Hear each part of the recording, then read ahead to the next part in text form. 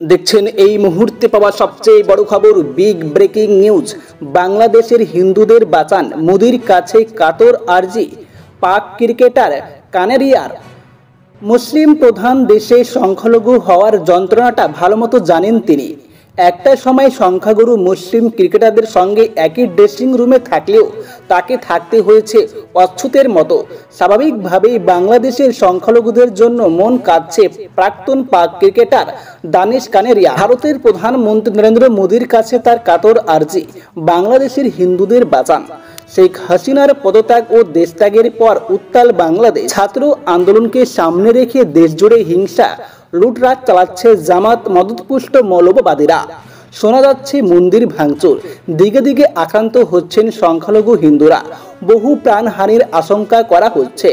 ইসকনের মন্দির ভাঙা হয়ে গিয়েছে, ছাত্র যুব নেতাদের একাংশের পালা করে পাহারা দিতে হচ্ছে মন্দির। বাংলাদেশের এই বেদনাদায়ক দৃশ্য দেখে স্বভাবতই উদ্বিগ্ন কানেরিয়া।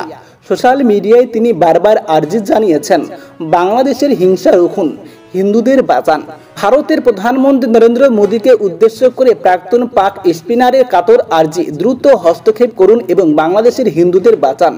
কানেরিয়ার আর্জি, আমাদের ভাইয়াদের এভাবে জঙ্গিদের হাতে মরতে দেওয়া যায় না।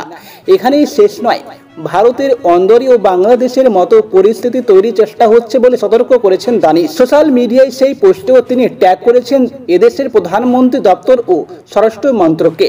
দানিশের আর্জি, এইসব বিচ্ছিন্নতাবাদীদের তাদের ভাষাতেই জবাব দেওয়া উচিত।